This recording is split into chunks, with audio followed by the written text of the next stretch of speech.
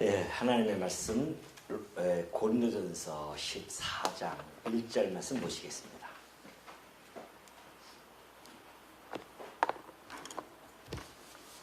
고린도전서 14장 1절.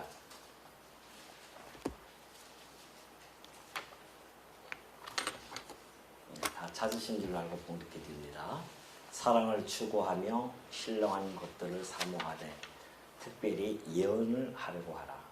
방언을 말하는 자는 사람에게 하지 아니하고 하나님께 하나니 이는 알아듣는 자가 없고 영으로 비밀을 말하니라. 그러나 예언하는 자는 사람에게 말하여 덕을 세우며 권면하며 위로하는 것이요 방언을 말하는 자는 자기의 덕을 세우고 예언하는 자는 교회의 덕을 세우나니 나는 너희가 다 방언 말하기를 원하나 특별히 예언하기를 원하노라. 만일 방언을 말하는 자가 통역하여 교회의 덕을 세우지 아니하면 예언하는 자만 못하리라. 우선 5절까지만 봉독해 드렸습니다. 우리 지난 시간에 살펴보았듯이 바울은 고린도 교회에 나타나고 있는 그 은사의 무분별한 사용을 책망하면서 가장 뛰어난 은사, 곧 사랑이라는 은사를 하나하나 설명해 간 바가 있죠.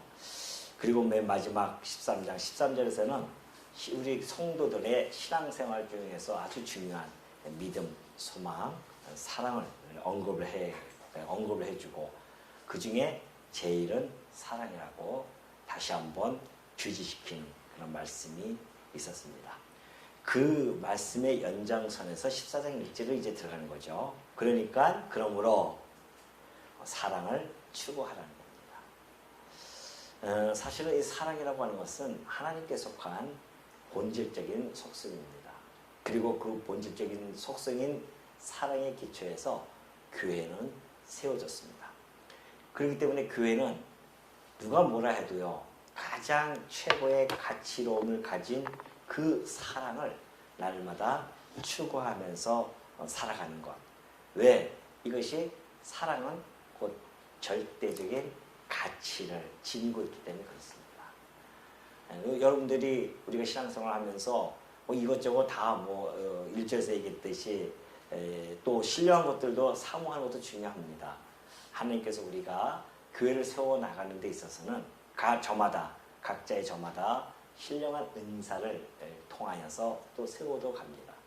그러나 그 저변에는 반드시 사랑이라고 하는 이 절대적 가치를 지닌 이 사랑을 날마다 추구하면서 살아가는 것, 추구하는 것 아주 중요하다는 것을 바울은 1절에서 언급해 주고요.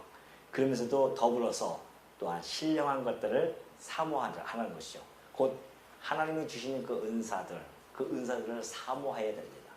나는 이제 사랑만 있으면 돼 하면서 하나님이 주시는 은사를 보다는 오로지 사랑에만 주목을 하게 되어지면 우리의 신앙생활에 있어서의 불균형이 초래됩니다. 성도는 균형적인 감각을 늘 가지고 있어야 됩니다.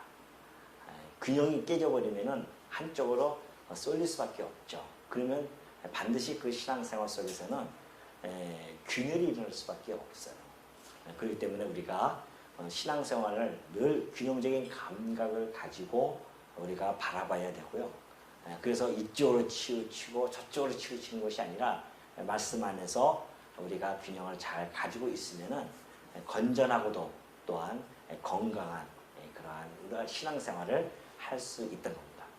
그래서 바울이 사랑도 추구하지만은 신령한 것들도 또 사모하라. 그런데 특별히 예언을 하라고 그렇게 권면을 해주고 있죠. 사실은 방언보다 예언이 더욱 탁월한 은사라고 좀 밝혀주고 있는데요.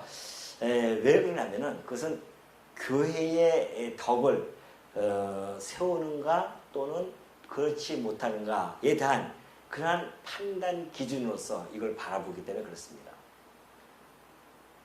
이 은사에 대한 차별은 없습니다. 은사가 이것은 더 고급스럽고 이것은 더 저질스럽고 이런 것은 아니에요. 다만 교회의 덕을 세울 때 어떤 것이 더 우선적인가라고 봤을 때는 방언의 은사보다는 예언의 은사가 훨씬 교회에 유익을 줄 수 있기 때문에 이 예언의 이 가치, 예언의 은사가 얼마나 가치로운가. 더욱 방언보다는 빛을 발하는 은사다라는 것을 바울이 1절에서 설명해 가고 있는 것입니다. 그래서 특별히 예언을 하라고 그렇게 이야기하죠. 우리가 이러한 은사들을 사모하고 구하는데 하나님이 왜 안 주시겠습니까? 우리 예수님께서 오셔서 하신 말씀처럼 악한 자들도 그 자식이 무엇을 달라고 하면은 아낌없이 주잖아요. 그런데 하물며 하늘에 계신 우리 아버지께서 당신의 사랑하는 자녀들이 이 교회를 견고히 세워가고 싶어서 원하는 그런 은사들을 왜 안 주시겠습니까? 그래서 아버지께서는 구하는 자에게 성령을 주시지 않겠느냐라고 우리 주님이 말씀하신 바가 있습니다. 그렇기 때문에 우리 성도님들도 어떻게 하라고요? 그럼 듣고 한쪽 귀로 흘러가는 것이 아니라 14장 1절의 말씀을 꼭 부여잡고 기도하시란 말입니다. 사랑을 추구하며 그리고 신령한 것들을 사모하되 또한 예언을 은사. 물론 이것은 이제 그때 당시에 또 시대적 배경을 가지고 있습니다. 이제 예언이라고 하는 것이 뭐냐면은 2절에 보면 그러죠. 나중에 이제 3절에서 다시 한번 살펴보고요. 방언을 말하는 자는 사람에게 하지 아니하고 하나님께 하나니 이는 알아듣는 자가 없고 영으로 비밀을 말함이라. 사실 이 14장 2절로 인해서 방언을 많은 사람들이 신비적인 요소로 많이 끌고 갑니다. 그래서 이것은 이 방언은 사람에게 하는 것이 아니야 라고 하고 하나님께 하기 때문에 그것도 영적으로 알아듣는 자가 없고 영으로 비밀을 말한다고 하는 것이죠. 그래서 많은 사람들이 방언하는 사람들이 지금도 막 그냥 하나님께 비밀을 말한다고 그렇게 하면서 자기도 알아듣지 못하는 막 이야기를 하거든요. 사실 이 2절은 14장 전체를 봤을 때 우리가 그 2절을 잘 접근해 나갈 수가 있습니다. 이 한 절만 딱 따서 설명을 할 수가 없죠. 이건 무슨 얘기냐면은 저는 그렇게 봐요. 소위 이제 이걸 14장 2절을 가지고 오순절 방언과 고린도 교회의 방언은 전혀 질적으로 다르다라고 이렇게 이야기하거든요. 그래서 오순절 방언을 대인설해서 인간에게 하는 것이고 이 고린도 방언은 대신설해서 하나님에게 하는 것이다. 이렇게 이제 설명을 해 가고도 있는데 제가 봤을 때는 좀 이 방언에 대한 것을 많이 고민했던 사람으로서 제가 이따가 나중에 또 저의 또 경험담도 설명해 드리겠지만은 이것이 고린도 교회와 오순절 성령에 나타났던 그 방언의 질은 큰 차이가 없다고 저는 그렇게 보고 있습니다. 물론 제가 틀릴 수도 있습니다. 그러나 제가 보는 견지에서는 이것은 질적으로 크게 차이가 없다는 겁니다. 그래서 소위 2절의 말씀을 가지고 방언을 하늘의 언어다. 하나님에게만 하는 비밀이기 때문에 하늘의 언어다라고 그렇게 이야기하시는 분들도 혹지 않아 많이 있습니다. 그래서 하늘의 언어 해가지고 그런 책자도 나왔고요. 그런 책자를 통해서 많은 사람들이 또 간증을 들으면서 그 방언을 바꾸고자 애쓰는 사람들이 지금도 한국교회에 많이 나타나고 있거든요.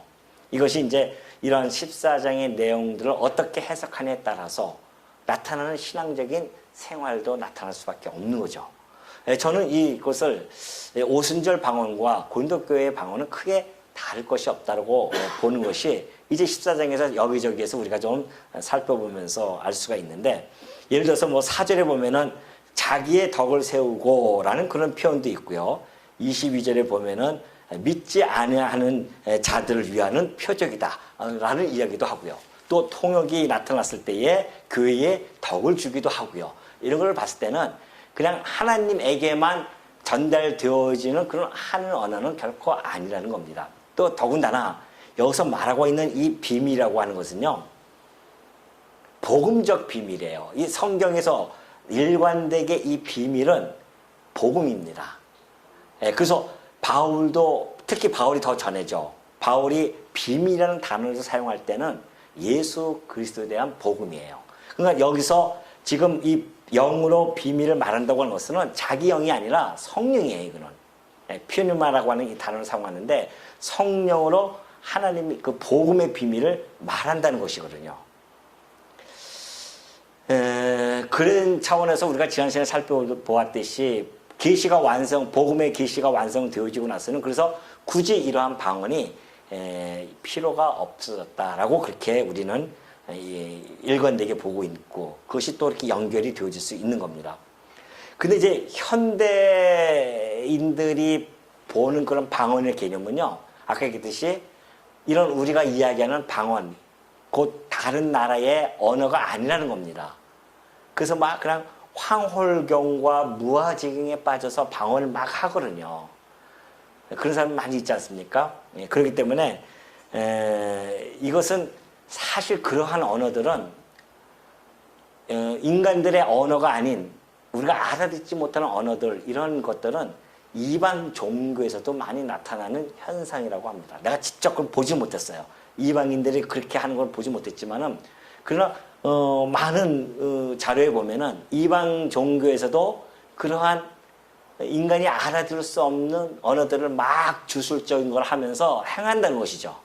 자기도 모르게 막 소위 막 눈이 이렇게 막 까지면서 황홀경에 빠져가지고 무아지경 속에서 자기도 알아듣지 못하는 것을 막 신에게 한다고 그런 차원에서 이야기하는데, 과연 그것이 하나님의 질서에 하나님께서 행하시는 일일까요? 저는 그렇게 보지 않는다는 겁니다. 그렇기 때문에 또 이 복음의 비밀을 무아지경 속에서 알아듣지 못할 언어로 전할 필요가 전혀 없죠. 그 비밀을 그렇게 할 사람들이 알아들어야 되지, 하나님이 전해주시는 비밀인데 하나님께 뭐하러 전하겠습니까? 그렇기 때문에 이 방언이라고 하는 것은 성령의 이 복음의 비밀, 성령께서 이 복음의 비밀을 갖다가 전하는데, 만약에 통역이 없다고 한다면, 그런 이야기예요. 이게 전제가 있는 거죠. 통역이 없으면은 알아듣지 못하는 사람에게 하는 것은 아니라는 겁니다. 알아듣지 못하는데 통역 없이 아무리 얘기하면 무슨 의미가 있어요. 그래서 마치 하나님께 하는 거와 방불한 겁니다. 그걸 지금 이야기해주고 있는 것이죠. 그러면서 그러나 예언하는 자는 사람에게 말하여 덕을 세우며 권면하며 위로하는 것이 옳으죠. 이 예언의 성격으로 나타나는 그 현상, 그 유익함이 참 많다는 겁니다. 그래서 방언보다 예언이 상대적으로 유익이 더 많이 끼침을 잘 보여주고 있는데요. 여기서 예언이라고 하는 것은 하나님으로부터 받는 직접적인, 특별한 직접적인 계시를 포함해서요, 더 포괄적인 관점으로 이거 접근해야 됩니다. 다시 말해서 하나님이 주신 이 말씀을, 또 진리의 말씀을 선포하는 것도 이 예언에는 다 포함되어 있거든요. 그래서 그 예언이라고 하는 이 은사는 사실 어떻게 보면은 교회를 든든하게 세워가는 목회자적인 활동이라고 볼 수 있습니다. 왜? 지금 보면 거의 그 3절에서 잘 나타나 있잖아요. 자, 예언의 성격을 잘 설명해 주고 있는데요. 예언의 성격은 첫째, 덕을 세운다고 했습니다. 이 덕을 세우는 성격을 가지고 있어요. 덕을 세운다고 하는 것은 뭡니까? 이것은 소위 하나님의 이 진리, 하나님의 이 말씀을 전달해 주는 거 아니겠습니까? 예언을 통해서. 그래서 전달해 주면 성도들이 그 말씀을 듣고 믿음이 생길 거 아니겠어요? 믿음이 확신이 생겨지고 뿐만이 아니라 그 믿음 속에서 신앙의 생활이 어떻게 될 겁니까? 더 향상되어질 수 있잖아요.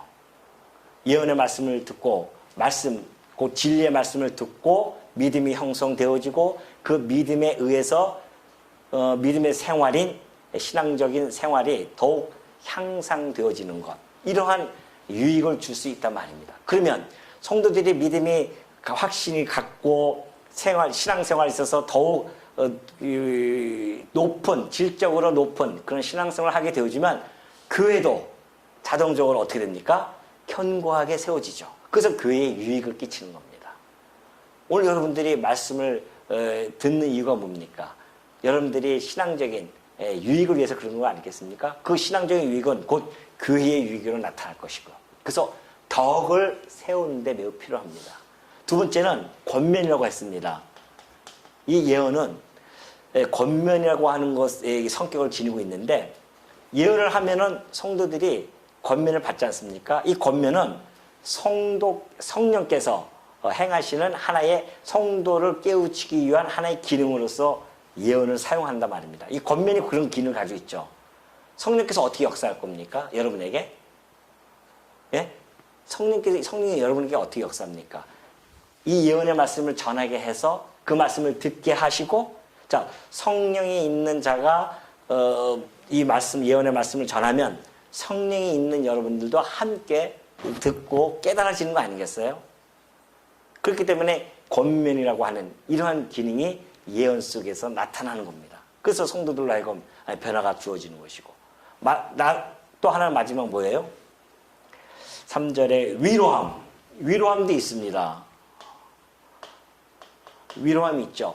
우리가 말씀을 들을 때마다 우리 정말 힘들어하는 그런 분들이 있죠. 성도들이 지금도 여전히 육신적으로 영적으로 어려움을 겪고 있는 분들이 있습니다. 그런 분들이 그런 성도의 이 삶의 힘과 용기를 잃지 않게 하는 그런 기능을 합니다. 이 위로를 주시는 거죠. 이 말씀으로 위로함을 받고, 더 나아가서는 믿음의 진보도 나타나게 해줍니다. 그래서 교회 공동체를 견고하게 세우는 역할을 해주고 있죠. 위로를 통하여서. 성도님들이 살다가도 힘들고 어려울 때에 예언의 말씀, 곧 성경의 진리의 말씀을 듣고 여러분이 힘을 얻는 거 아니겠어요? 위로함을 얻고. 맞아. 내가 왜 쓸데없이 이 육신의 것 가지고 왜 이렇게 내가 힘들어하지? 다 썩고 쇠하고 없어질 것들인데 나는 영원한 것을 확보하고 있는 하나님의 자녀인데 그 영원한 것을 다시 바라보면 또 위로함을 얻는 거 아니겠어요? 지금 이 현실에서는 아무나 다 할지라도 나의 영원한 삶은 이미 하나님 자녀로서의 그 축복을 마음껏 받아 있는, 그리고 신령한 복을 몽땅 받은 그러한 하나님의 자녀인데라고 하는 위로함을 얻는단 말입니다. 뭘 통해서요? 이 말씀을 통해서 그런 거 아니겠어요? 그래서 바울이 예언의 은사를 특별히 구하려고 하는 것은 이 교회에게 이러한 유익을 끼치기 때문에 그렇다는 겁니다. 근데 방언으로 만약에 얘기하면은 무슨 얘기인지 뭐 하나 들으면 그것이 덕을 세우겠습니까? 권면이 되겠습니까? 위로함이 되겠습니까? 제가 만약에 수리아어를 수리아가 있나요? 수리아가 있죠. 수리아가 수단이라는 아프리카에 가면 수단 언어가 있어요. 그 수단 언어로 내가 탁 와서 오늘 수단 언어로 막 쏠려살려 하면서 하면은 여러분들이 권변이 되겠습니까? 위로함이 되겠습니까? 덕을 세워지겠습니까? 안 그러겠어요?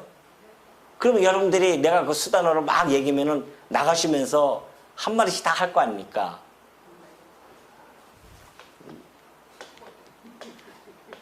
뭐라고 내가 얘기는 안 하겠습니까? 하여튼 이렇게 얘기할 거 아니겠어요? 이런 거 아니야? 하면서 나갈 거 아니냐 말이죠. 그래서 방언보다는 이 예언이라고 하는 것이 얼마나 중요한가. 바울이 이거를 계속해서 고린도 성도들에게 주지시키는 겁니다. 왜요? 고린도 교회는 이것보다도 어떤 것이 방언의 은사가 최고라고 생각했어요. 왜? 좀 있어 보이니까. 혼자서 막 그냥 알아듣지 못하는 언어를 막 하면은 사람들이 와가지고서는 와, 지금도 그런 현상은 많습니다. 오늘 말씀드렸듯이 오죽하면 어떤 목사는 장로님 일어나세요. 공적인 예배에서. 그런데요, 장로님 일어나세요. 방언도 여태까지 못하시고 성령 받은 거 아니라고 막 성령 받아야 된다고. 그런 교회도 있다고 하니 정말 이게 얼마나 이게 정말 심각한 문제이겠습니까?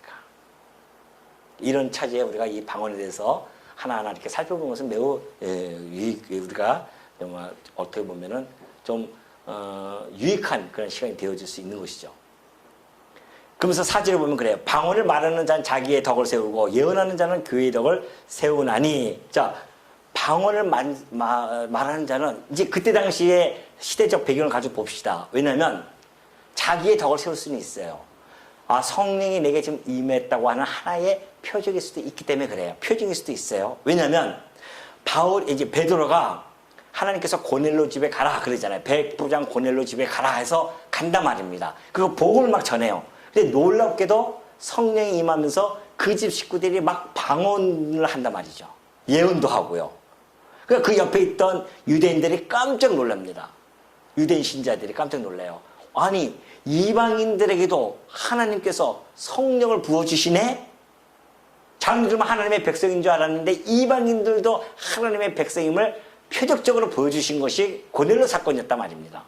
에베소에 있던 바울이 가서 에베소 성도들에게 한 것도 마찬가지예요. 그들에게 안수하니까 갑자기 성령이 임하면서 방언한단 말입니다. 그래서 이 구조를 가지고서는요, 방언, 이 선호주의 사상을 가진 사람들은 방언을 안 하면은 저게 없다는 거 아니에요. 성령 못 받았다는 거예요. 그러니까는 우리가 얼마 전에 왔던 그 우리 형제가 고백한 것이 그거 아니었어요. 그 어린 나이에 그냥 방언을 받아야 성령을 받았다고 하면서 신앙도 아무것도 말씀도 모르는 아이인데 그 어에서 막 그냥 방언을 하는 방법을 가르쳐 주어서 방언을 하게 하니까 신비한 것을 접하다 보니까 말씀을 접할 수 있겠어요? 신비한 것으로 자꾸 빠져나갈 수밖에 없죠. 그것이 얼마나 위험한 것인지를 우리 모르는 겁니다. 지금은 얼마나 그래서 귀신의 방언이라고 하면서 본인은 그렇게 얘기하는데도 여전히 육신적으로는 어려움, 정신적으로는 어려움을 겪고 있단 말입니다. 그게 참 무서운 거거든요, 이게. 이 기독교를 잘못 들어가 버리면은 완전히 인생을 정말 힘들게 하는, 영혼도 도둑맞고, 그러니 우리가 이 성경을 어떻게 해석하느냐에 따라서 사람의 그렇게 완전히 달라집니다. 그러니까 지금도 정말 광인처럼 하는 신앙생활 하는 사람들이 너무 많아요. 안타깝죠. 그들은 우리를 갖다가 성령이 없는 자들이라고 그렇게 비난거린단 말입니다. 그렇지 않다는 거죠. 왜?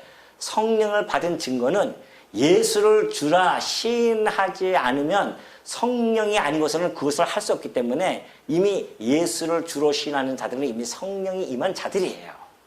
뿐만 아니라 성경을 깨닫는 것도 성령께서 깨닫게 해주시는 것이지. 방언은 그때 당시에 나타났던 일시적인 표적 가지고 일반화시켜버렸어요.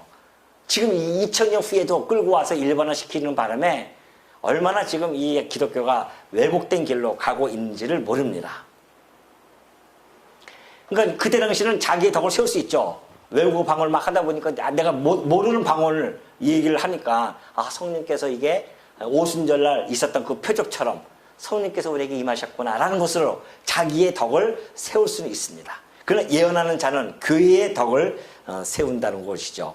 그러면서 5절 보면은 나는 너희가 다 방언 말하기를 원하나 특별히 예언하기를 원하노라. 만일 방언을 말하는 자가 통역하여 교회의 덕을 세우지 아니하면 예언한 자만 못하리라. 그렇죠? 방언이라고 해서 그것이 나쁘다고 얘기하는 건 절대 아닙니다. 바울이 지금. 그것은 본질적인 차별은 전혀 없어요. 방언의 은사나 예언의 은사나 본질적으로는 차별이 없습니다. 그러나 분명한 것은 교회의 유익적인 면에서 봤을 때는 이 은사를 교회의 유익적인 면에서 접근을 바울을 하기 때문에 예언 은사가 훨씬 유익을 줄 수 있다는 것을 지금 계속해서 고린도 성도들에게 전달해 주고 있는 거죠. 그래서 특별히 내가 방언 말하기를 다 원한다 내가. 그러나 특별히 예언하기를 원하노라. 그래서 이 구절도 오해해가지고선 지금도 여전히 봐라 바울이 다 방언 말하기를 원한다고 하지 않느냐. 다 방언 말해야 된다. 막 그러는 거죠.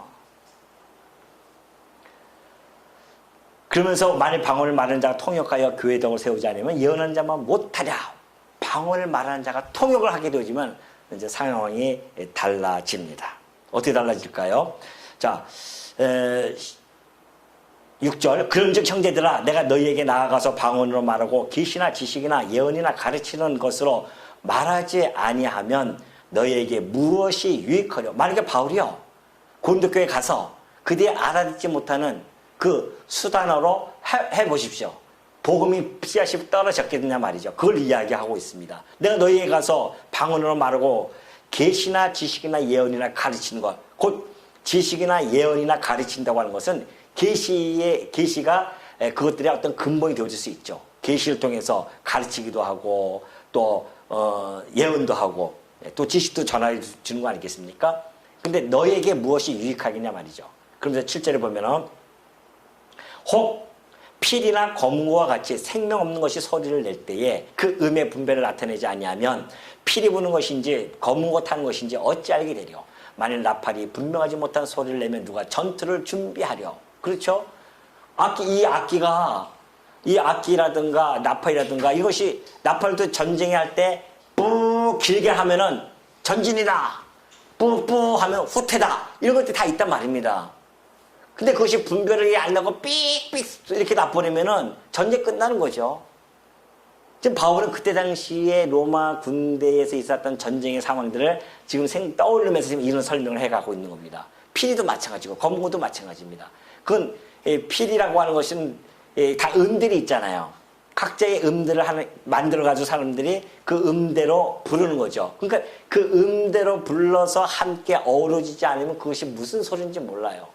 필이나 이 검은거나 그래서 함께 어우러져서 아름다운 선일이 나타나듯이 이것이 만약에 삑삑삑 하는 소리 나면은 시끄러운 겁니다. 맨 처음에 그 줄 맞힐 때 보면은 악기들 막 그냥 오케스트라 딱 모아놓고 자 줄 맞히셔야 하면 빽빽 서로 막 이제 무슨 소리인지 모른단 말이죠. 듣기 싫잖아요. 근데 지휘자의 그 손 하나를 딱 해버리면 어떻게 됩니까? 쫙 바바바바 하면서 얼마나 멋있는 음악이 쫙 퍼져나가요. 그것처럼 그 소리가 분명하지 못한다면 그것이 필인지 아니면 검은고인지 아니면 나팔인지 어떻게 해서 알 수 있겠느냐. 이와 같이 구절입니다. 너희도 혀로서 알아듣기 쉬운 말을 하지 아니하면 그 말하는 것을 어찌하리요. 이는 허공에다 말하는 것이라. 아니 혀를 얘기하면서 알아듣지 못하는 이야기하면 그 허공에다 이야기하는 건 똑같다는 얘기 아니겠습니까? 그래서 이같이 세상에 소리의 종류가 많으나 뜻없는 소리가 없어요. 세상에 종류 많죠. 피리, 현악기, 피아노 다 소리 있습니다. 그 소리는 차지하고라도요. 인간의 언어가 현재 보니까요. 현재 제가 인터넷 통해서 찾아보니까 현재 언어가 2,500개 내지는 3,500개의 언어가 있다고 합니다. 이 지구상에.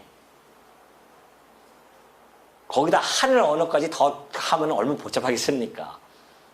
하늘 언어는 그거 아니라는 거죠. 이 세계의 모든 방언들, 복음을 전하기 위해서 그때 당시 필요했던, 그러니까 오순절날 베드로가 일어나서 그 12제자들이 일어나서 다 전할 때에 각자의 나라의 말로 막 듣지 않습니까? 그런 역사가 그때 당시에는 있는 거죠. 그래서 혀로서 알아듣기 쉬운 말을 하지 않으면 그 말하는 것을 어찌하리요? 이는 허공에다 말하는 것이라.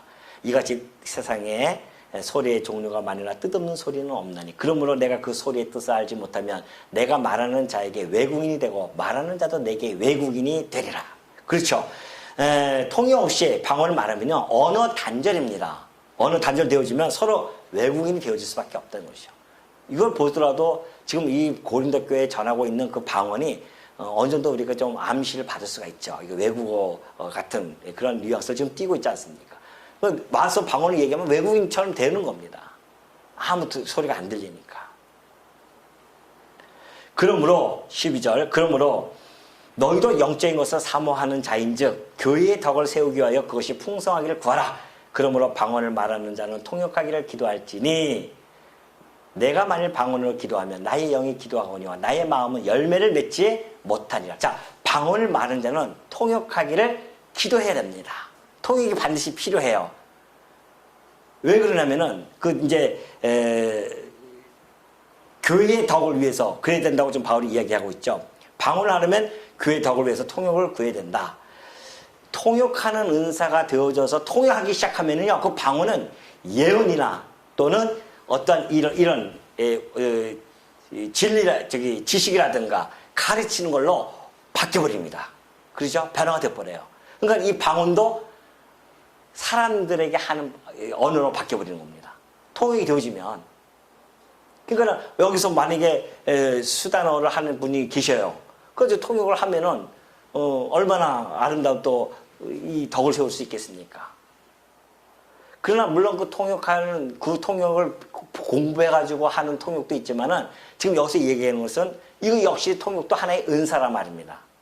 은사죠. 그래서 그것을 통역함으로 덕을 세울 수 있기 때문에 그렇게 통역을 구하라는 것이죠. 자, 이 통역이 되어지면 이제 더 이상 개인의 덕이 아니라 교회의 덕을 끼칠 수 있는 그런 은사로 변할 수가 있는 겁니다. 그러면서 내가 만일 방언을 기도하면 나의 영이 기도하거니와 나의 마음은 열매를 맺지 못하리라 그래요. 바울이 이제 그런 거예요. 자, 나의 영으로 기도하는 것이 뭘까요? 내가 방언을 기도하면 나의 영이 기도하는 거예요. 나의 영이라고 하는 것은 내 안에 있는 속사람, 곧 지난 시간에 우리 로마서에서 살펴보았듯이 내 안에는 자아가 몇 개가 있어요? 2개가 있다고 했습니다. 하나는 영적인 자아, 육적인 자아가 있는 거죠. 그러니까 내가 기도하는 것은 영적인 자아입니다. 그러나 이 영적인 자아가 기도하고 있는데 나의 마음은 열매를 맺지 못해. 마음이라고 하는 것은 우리의 이성 아닙니까? 이것을 이해할 수 있는 그런 기관이죠. 그래서 이 이성이라고 하는 것이 인식할 수 있는 능력을 지닌 거기 때문에 우리가 기도하면 그것이 인식이 되어집니다. 아, 충분히 알 수가 있죠. 근데 알아듣지를 못하는 말로 하면 인식이 안 되어지죠. 그러니까 마음의 열매는 맺힐 수가 없습니다. 덕을 세울 수도 없고 권면도 안 되어지고 아무것도 할 수 없죠. 네, 그렇기 때문에 이 기도라고 하는 것이 나라는 존재 전 인격체가 함께 움직여 나가는 거 아니겠어요? 기도함으로 말미암아 그것을 깨달아지고 거기서 또 그 말 또 아니면 또 방언을 이야기하는 사람의 통역을 들으면 그 말씀에 대한 이해와 깨달음이 얻어지고 그래서 내 신앙생활에 변화가 주어지는 이런 것들이 나타날 수 있죠.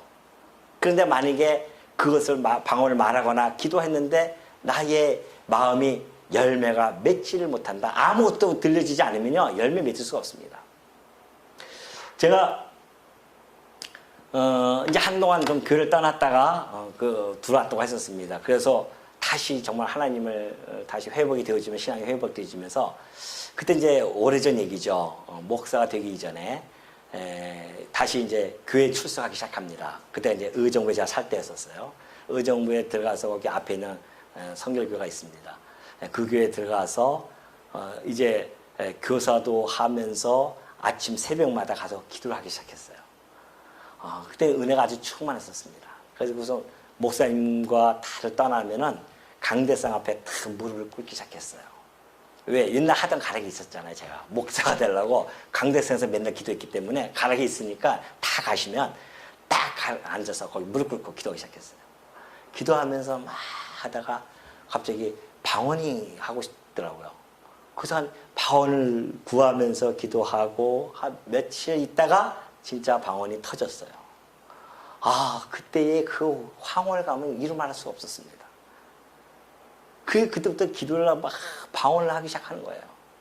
방언하면서 찬송어도 막 방언으로 차 타고 출근하면서 찬송어로 방언을 하기 시작했어요. 너무 그런 붕 떠 기쁨, 이 신앙 내가 진짜 하나님의 자녀구나 이걸 깨달아지면서 막 그렇게 하고 했는데 방언을 하면 막 1시간도 좋아요. 막 지치지 막 지칠 때까지 하죠.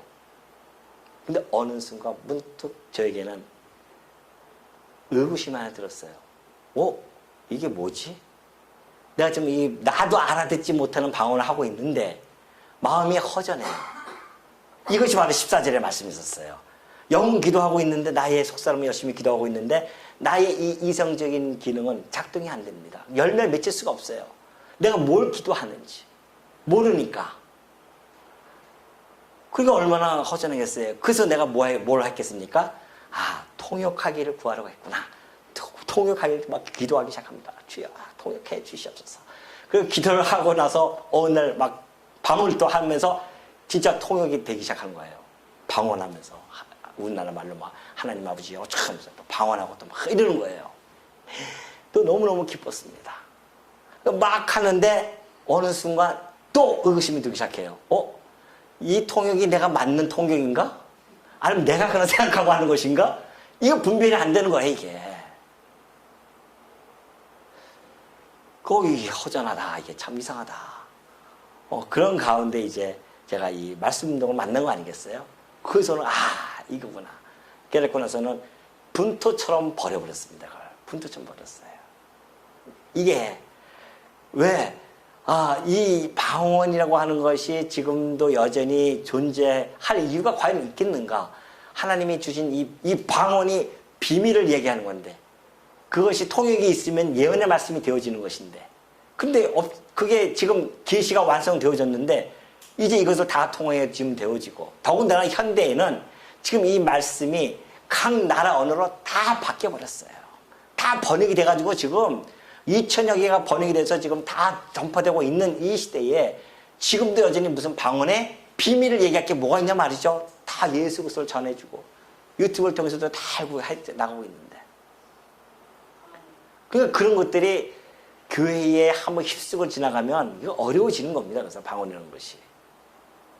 그렇다고 해서 저는 어떻게 보면 그런 생각을 가지고 있어요. 그러면 정말 외국어적인 이런 방언이 과연 이것이 다 사장되고 없는 것인가? 혹 있을 수도 나는 있다고 봐요. 그건 왜 성령의 역사인데 만약에 정말 역사적으로 강력하게 역사가 일어날 곳이라고 한다면은 지금도 그럴 수 있겠죠. 저는 그 이제 간증을 저희 이제 매형한테 들었어요. 왜 우리 매형이 여기 좀 목회자하고 은퇴하지 않았습니까? 근데 이 중국 선교에 대한 그러한 비전이 늘 있었기 때문에 중국 선교를 참 많이 다녔어요. 그래서 교회도 세우고 가서 많이 했었죠. 그런데 중국에 가서 복음을 전할 때 열심히 아주 그냥 중국어를 열심히 공부했어요. 그 나이가 뭐 드셔도 열심히 그냥 중국어를 공부해가지고서는 그냥 기초적인 걸 하여튼 가가지고 하는데 그래도 복음을 전하기는 힘들잖아요. 그래서 통역관을 세웠대요. 항상 통역관을 해서 전달해 줬는데 어느 날 전화가 왔는데 이제 얼마 있으면 좀 있으면 이제 막 말씀을 전해야 되는데 전화가 왔는데 급한 일 때문에 통역관이 참석을 못하게 된 겁니다. 그럼 어떻게 해요? 그때는 뭐 지금처럼 애들처럼 뭐 엄마, 아빠 뭐 이런 얘기나 하는 그 정도의 중국어 가지고서는 복음을 전할 수 있겠냐 말이죠.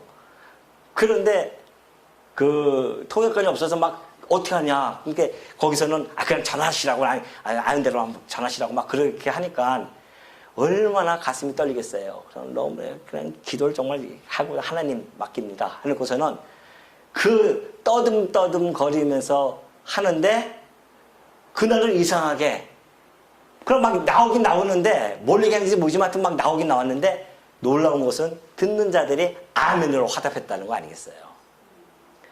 그러니까 나중에 보니까는 복음이 그들도 듣는 거죠.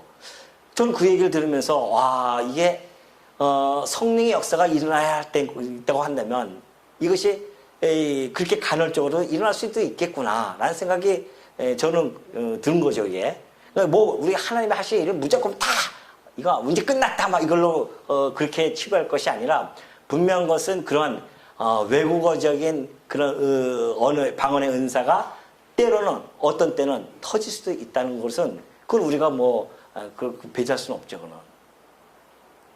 그렇기 때문에 여기서도 역시 그런 겁니다. 그러면 어떻게 할까? 내가 영으로 기도하고 15절입니다. 또 마음으로 기도하며 내가 영으로 찬송하고 또 마음으로 찬송하리라. 자, 방언이 통역이 되어지면 어떻게 될까요? 영으로 기도해도 마음으로 기도가 되어지고 영으로 찬송해도 또 영으로 찬송이 되어질 수 있다는 거죠. 그렇지 않으면 만약에 그것이 그렇게 되어지지 않으면 통역이 안 이루어진다고 한다면 그런 이야기죠. 네가 영으로 축복할 때에 알지 못하는 처지에 있는 자가 네가 무슨 말을 하는지 알지 못하고 내 감사에 어찌 아멘 하겠냐 말이죠. 그러잖아요. 그러니까 아까 그 예도 그런 겁니다. 그 중국 사람들이 듣고서는 아멘으로 화답했다고는 들렸다는 거 아니겠어요? 그 말씀이. 그러니까 그것처럼 무슨 말인지 뭐라 들으면 아멘이 무슨 소리가 나오겠습니까? 그러니까 아멘 소리가 나왔다고 하는 것은 지금 이 방언을 통해서 통역이 되어져서 무슨 내용인지 알면 함께 영적인 교류가 계속해서 형성되어지고 이루어질 수 있는 거 아니겠어요? 또 너는 17절 너는 감사를 잘하였으나 그러나 다른 사람은 덕셈을 받지 못하리라. 자기는 방언을 열심히 뭐 감사를 전했죠. 자기도 못 알아듣지만 하여튼 감사를 전했지만은 다른 사람은 그걸 보고 듣고서는 덕세움을 받지 못하는 거죠. 아무 소리 들리지 못하니까. 그런데 고린도교회는 그것이 너무나 성행했기 때문에 그 너희들이 하는 이 은사 때문에 지금 교회가 덕을 세우지 못한다. 그걸 지금 계속해서 이야기하는 겁니다. 그러면서 18절 내가 너희 모든 사람보다 방언을 더 말함으로 하나님께 감사를 하래요. 이 더 많이 뭐라 그래요? 더 방언을 더 말함으로 이 이야기는요. 양적으로나 질적으로나 그들보다 더 많이 한다는 뜻입니다. 그러니까 이 방언이라는 것이 바울은 하나님의 선교적인 사명을 띄었기 때문에 그런 은사를 풍성히 줬을 거예요.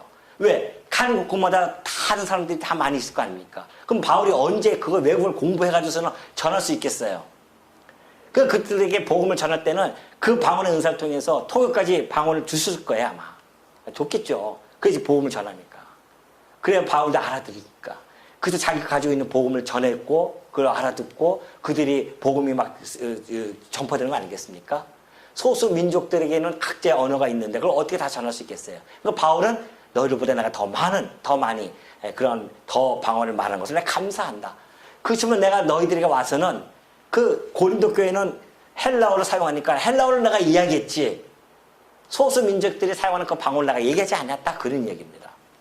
내가 너희보다 방언을 더 말함으로 하나님께 감사하다. 만약에 바울이 이런 얘기 방언이 없이 그런 걸 모르고 전하면요 뭐라고 하겠습니까?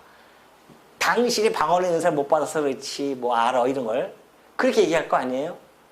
저는 너무나 감사한 거예요. 저도 방언에 대한 체험이 있었기 때문에 제가 이렇게 여러분에게 힘줘서 말씀드릴 수가 있는 거죠. 그러니까 하나님께서 그도 목회자라고도 시키려고 이것저것 다 경험을 사실은 해왔거든요. 저는 고등학교 때부터 아주 깊이 신비주의에 빠져있던 사람이 있었어요. 근데도 그 영을 하나님 날 지켜주시더라고요. 우리 고등학교 담임 선생이 수학 선생이었었는데 성교회를 조직해가지고서는 학생들이니까 선생님이니까 또 잘 보여야 되니까 같이 쫓아가서 성교회에 가입해가지고 또 여학생들도 막 있고요. 여학생도 있고 또 누나들도 있고 그래요. 여학생보다는 누나들이 좀 많이 있었어요. 그러니까 거기 가면은 수련회 가자 해가지고 갔더니만 굴 속으로 들어가요. 굴 속에 들어가지고 그 선생님이 학교 수학 선생인데 그 가르칠 때는 그러지 않았었는데 거기 가보니까 막 눈이 확 달라지기 시작하는데 막 눈에서 불이 나온대요. 막. 그 앉아있는 사람들이 다 무서워가지고 불 나온다니까 불 받아라 막 하니까 다 푹푹 쓰러지기 시작해요. 근데 유일하게 나만 안 쓰러졌어요. 계속. 한 번도 전 쓰러지지 않았습니다. 다 쓰러졌는데. 그래서 저는 가슴을 치면서 통곡했습니다. 역시 나는 이 마음이 완악해서 이것이 안 되는구나 했는데 그것이 하나님 나의 영을 지켜주는 줄 누가 알았냐 말이죠. 그런 모습들을 내가 다 겪고 왔기 때문에 그 세계를 알죠. 그래서 모르면은 제가 이걸 알 수 없지. 근데 그런 계통을 다 밟고 이 방언의 은사들도 제가 충분히 다 경험을 해보고 봤을 때에는 이 14장의 고린도 교인들에게 전하는 이 14장의 말씀이 저희는 너무나 깊이 다가오는 겁니다. 맞아. 사실은 이 현대 방언 특히나 더 그런 방언들은 지금으로서는 그렇게 사실은 모르겠어요. 자기가 그걸 통해서 나가 하나님의 자녀다. 이것을 하는 자기의 덕을 위해서 그렇게 하는지 모르겠지만은 그러나 교회의 덕을 위해서는 절대 그것이 필요하지 않다. 혼자서 골방에서 기도하는 거에 뭐 어떻게 했습니까? 자기가 체험했다고 하는데 그러나 그것이 교회 와서 여기서 막 방언 기도하니까 난 너만 해? 나도 해? 하면서 막 여기저기서 해버리면 교회는 끝나는 거예요. 그냥. 근데 그것이 성령의 역사로 얼마나 그것을 사람들에게 독려하고 막 그러지 않습니까? 그러니 우리가 2차제에 정말 이 말씀 노성교회가 이렇게 오로지 하나님의 말씀으로만 견고히 세워진다고 하는 것이 얼마나 행복합니까? 그래서 내가 너희 감사한다. 18절 내가 모든 사람보다 방언을 더 말함으로 하나님께 감사하노라. 그러나 교회에서 내가 남을 가르치기 위하여 깨달은 마음으로 5마디 말을 하는 것이 1만마디 방언을 말하는 것보다 낫다는 겁니다. 우리 성도님도 혹시 방언 하셔서 막 와가지고 방언 기도하시면은 곤란합니다. 차라리 형제님에게 가서 집사님에게 가서 집사님 하면서 말씀을 내가 깨달은 것이 이거예요 해서 5마디만 전해도요. 그것이 훨씬 교회에 유익을 끼치는 겁니다. 그래서 우리 이 고린도 바울이 전하는 이 고린도 교회의 이 외침은 정말 오늘 이 현대교회에서도 잘 알아들어야 되는데 여전히 이제 14장 끝에까지 다 가봐야 되겠지만은 그들은 여러 가지 곳곳에 있는 구절을 가지고 지금도 방언을 구해야 된다고 그렇게 추구하고 있는 자들 많이 있습니다. 우리가 이 시대에 정말 영적으로 경계하고 그런 것들이 우리들에게는 그렇게 우리 신앙생활에 커다란 유익을 주지 못한다는 것을 다시 한번 깨닫고 자꾸 그쪽으로 빠져나가면요. 말씀 잘 안 봅니다. 그냥 방언기도 3시간, 4시간씩 하느라고 말씀 볼 시간이 없어요. 그렇게 빠지면 이 신비주의 쪽으로 나갈 수밖에 없습니다. 그거 허전해요. 그거 안 하면 또. 그럼 눈빛부터 달라집니다. 뭐 신기가 들어가줘서는 다들 그래요. 성도는 신기가 들어가면 안 돼요. 하나님의 말씀의 진리의 말씀, 생명과 평안의 말씀이 이 안에서 작동이 돼야 말 한마디 한마디 던지는 것도 기쁨과 평안의 말씀이 전달해지고, 그래서 서로가 말씀으로 힘을 얻고 위로 얻고 권면이 되어지고, 그래서 덕이 세워짐으로 말미암아 교회가 아름답게 세워지는 것, 이것이 얼마나 중요한 것인지를 여러분 마음속에 간직하시고, 여러분들 사랑을 추구하되 신령한 것을 사모하면서 예언도 하는 거, 목사들만 꼭 예언을 해야 되냐, 그게 아니라 여러분들 여전히 지금 가지고 있는 이 진리의 말씀을 잘 전달해줘서 그들에게 위로의 말씀이 되어지고, 그들에게 권면의 말씀이 되어지고, 그들에게 덕을 세워지는 그러한 말씀의 전도사로 여러분들이 나가시는 주의 종들 되어지기 바랍니다.